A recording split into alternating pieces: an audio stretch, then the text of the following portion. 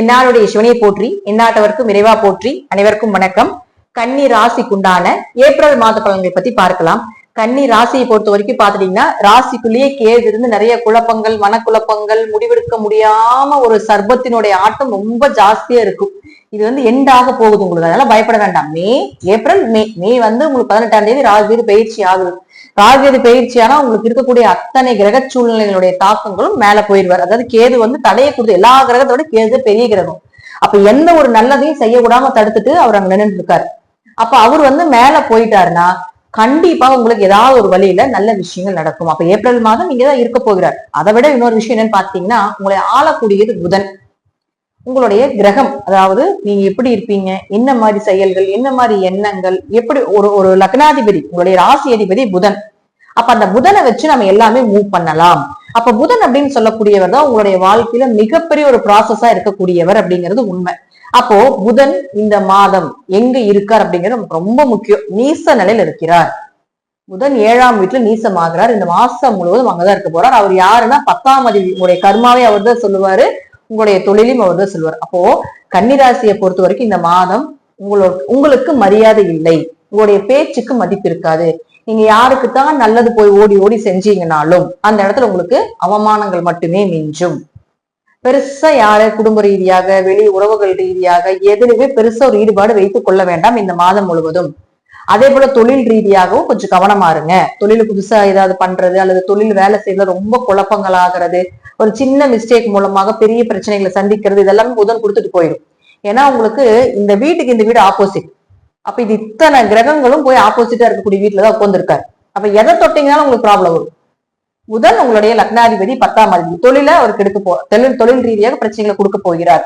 அடுத்தது பாருங்க 2 மற்றும் 9ஆம் அதிபதி. உங்களுடைய குடும்பம், உங்களுடைய வாக்கு, உங்களுடைய அப்பா, உங்களுடைய குரு, உங்களுடைய உயர்கல்வி சார்ந்த விஷயங்கள், அடுத்த ஸ்டெப் உங்களுடைய பாக்கியம், இது எல்லாமே ஒரு சுக்கிரன் தான் கொடுப்பாரு.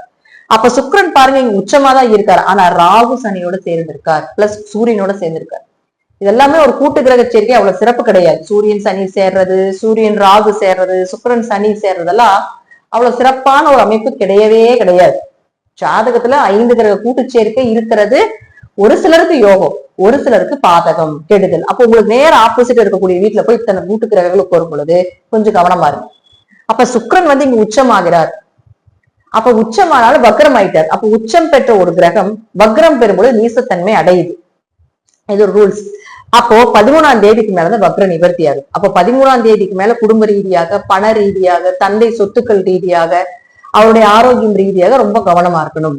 13ஆம் தேதிக்கு மேல மறுபடியும் சுக்கிரன் உச்சமாகிறார். அப்ப சுக்கிரன் உச்சமானா காசு பணம் சேர்க்கை, ஏதாவது ஒரு வழியில குடும்பத்துல சந்தோஷங்கள் இதெல்லாமே கொடுத்துருவார். ஆனா வெளி தொடர்புகள் மூலமாக, ஆணாக இருந்தால் பெண்கள் ரீதியாகவும், பெண்ணாக இருந்தால் ஆண்கள் ரீதியாக ரொம்ப கவனமாக இருந்து செயல்படுத்த வேண்டும். ஏதாவது ஒரு சின்ன சின்ன கெட்ட பேரை கொடுத்துரும் குடும்ப ரீதி. ஏன்னா இது உங்களுடைய திருமணஸ்தானத்துல சுக்கிரன் ராகு சேர்றது கணவன் மனைவிக்குள்ளேயே ஒரு தப்பான ஒரு கான்ட்ரவர்சி ஆயிரும் அப்படிங்கிறதா உண்மை. சோ அதாவது ரொம்ப கவனமாக இருந்து செயல்படுத்துங்க. அடுத்தது பாருங்க செவ்வாயை பொறுத்த வரைக்கும் உங்களுக்கு 11ஆம் வீட்டுல நீசமாகிறார். செவ்வாய் யாரும் உங்களுக்கு 8 அதே போல 3ஆம் அதிபதி. அப்போ உங்க 3ஆம் இடம் தானே உங்களுடைய உறவினர்கள், உங்களுடைய கூட பிறந்தவங்க. 3ஆம் இடம் உங்களுடைய காரியம் என்ன பண்றீங்களோ அது ஜெயமாகிறது, காரிய வெற்றியை கொடுக்கக்கூடியது. இப்போ 3ஆம் இடம் தான் உங்களுக்கு தைரியம். அப்ப அந்த கிரகமாக இருக்கக்கூடிய செவ்வாய் நீசமாகும்போது கொஞ்சம் தைரியம் குறையும். அடுத்தது முடிவெடுக்க முடியாத தன்மைகளை கொடுத்துரும். எந்த காரியம் செஞ்சாலும் பலமுறை செய்ய வேண்டிய ஒரு சூழ்நிலைகளை கொடுக்கும். கொஞ்சம் பொறுமையா ஹேண்டில் பண்ணணும். அப்ப அவர் 8ஆம் அதிபதி நீசமாகும் பொழுது சின்ன சின்ன அவமானங்களை கொடுத்துரும். உங்களுக்கு நீங்க தப்பே பண்ணலினாலோ அந்த இடத்துல பாத்துட்டீங்கன்னா தப்பு நிரூபிக்க முடியாது. தப்பு உங்க மேலதான் வர்ற மாதிரி இருக்கும்.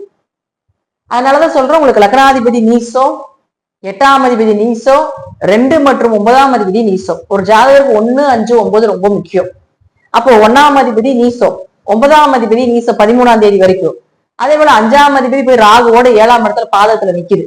சோ கன்னிராசியை பொறுத்த வரைக்கும் நெகட்டிவான பலன்கள் அப்படிங்கிறத விட இந்த மாதம் கவனமாக இருந்துக்கோங்க அப்படிங்கிறது ஒரு எச்சரிக்கை பதிவு.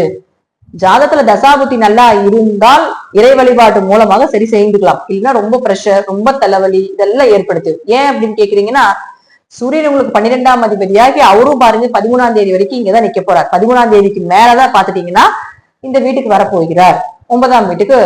8ஆம் வீட்டுக்கு வரப்போகிறார். இப்ப 7ல இருந்தாலும் கூட சூரியன் நேரா பாக்குறதுனால சூரியன் கேது சேர்க்கை அப்படிங்கிறது சூரியனை கேது பார்த்தா ஒரு தடை உடைக்கும் அப்படிங்கறது எடுத்துக்கலாம். அப்ப 13ஆம் தேதிக்கு மேல அங்க வந்தாலும் 12ஆம் அதிபதி மறையுது. அப்ப கெட்டவன் கெட்டால் கிட்டிடும் ராஜயோகம் 13ஆம் தேதிக்கு மேல இருக்கு. 13ஆம் தேதி வரைக்கும் கொஞ்சம் கவனமா இருக்கு. 13ஆம் தேதி வரைக்கும் சின்ன சின்ன அவமானங்களோ கூட்டு கிரக சேர்க்கை மூலமாக கொஞ்சம் சில குடும்பத்துல பிரச்சனைகளை ஏற்படுத்தி கொடுக்கும். அதே போல உங்களுக்கு பாருங்க, குரு அப்படின்னு சொல்லக்கூடிய நம்ம ஆஸ்யூஷுவலா சொல்லிருப்போம். குரு உங்களுக்கு 4 மற்றும் 7ஆம் அதிபதி 9ஆம் வீட்டுல இருக்கிற ஒரு யோகம். குரு மூலமா தப்பிச்சுக்கலாம். குரு உங்க ராசியை பார்க்கறதுனாலே ஏதாவது ஒரு வழியில் தப்பிச்சுக்கலாம். ஆனா இருப்பினும் கொஞ்சம் கவனமா இருங்க. அடுத்தது சனி. இந்த பதிவை பார்க்கும்போது சனி உங்களுடைய ராசிக்கு 7க்கு வந்துருவார். 5 மற்றும் 6ஆம் அதிபதி 7ல. ஆண் குழந்தை பிறப்பது, குழந்தை செல்வத்துக்கு ஏதாவது செலவு செய்கிறது, ஒரு சர்ஜரி பண்ணி குழந்தை பிறக்க வேண்டிய ஒரு சூழ்நிலைகள் இதெல்லாம் ஏற்படுத்தி கொடுத்துரும். 5 கூடையவர் 7க்கு வந்ததுன்னா கொஞ்சம் கணவன் மனைவிக்குள்ள குழந்தைகள்னால பிரச்சனை வரும் அப்படிங்கிற அமைப்பு உண்டு. சோ அதுலயே கொஞ்சம் கவனமா இருந்துக்கோங்க. கன்னிராசியை பொறுத்த வரைக்கும் இந்த மாதம் பெருமாளுடைய வழிபாடும், அதே போல நின்றுட்டு இருக்கக்கூடிய பெருமாள், குருவாயூரப்பர், திருப்பதி பெருமாள், இது போல நின்றுட்டு இருக்கக்கூடிய பெருமாள் வழிபாடு ரொம்ப ரொம்ப ரொம்ப ரொம்ப சிறப்பா இருக்கும். நீங்க திருப்பதி தான் போய் வழிபாடு பண்ணணும், குருவாயூர் தான் போய் வழிபாடு பண்ணணும்னா போயிட்டு வரலாம். ஒரு தடவை போயிட்டு இருந்தீங்க, ஓரளவு ரிசல்ட் கிடைக்கும். அப்படி இல்லை அப்படின்னா அருகில் இருக்கக்கூடிய ஏதாவது ஒரு பெருமாள் ஆலயத்துல போய் கொஞ்சம் வழிபாடு பண்ணினீங்கன்னா இந்த கன்னி ராசிக்காரர்கள் இந்த மாதம் ஓரளவுக்கு நம்ம சரி பண்ணி கொண்டு போறதுக்கு உண்டான வாய்ப்பை இந்த பெருமாளுடைய கடாட்சத்தின் மூலமாக நமக்கு நிச்சயமாக கிடைக்கும் அப்படிங்கிறதுல மாற்று கருத்தே கிடையாது. நன்றி. இன்னும் ஒரு நல்ல பதிவுல சந்திக்கலாம். திருச்சிற்றம்பலம், தில்லையம்பலம், ஸ்ரீ நரசிம்மத்துடைய சரணம். கடவுள் அருள் டிவியை பார்த்தமைக்க நன்றிகள். மேலும் இது போன்ற தகவல்களை தெரிந்து கொள்ள கடவுள் அருள் டிவியை சப்ஸ்கிரைப் செய்யுங்கள். மறக்காமல் பெல் ஐக்கானை கிளிக் செய்யுங்கள்.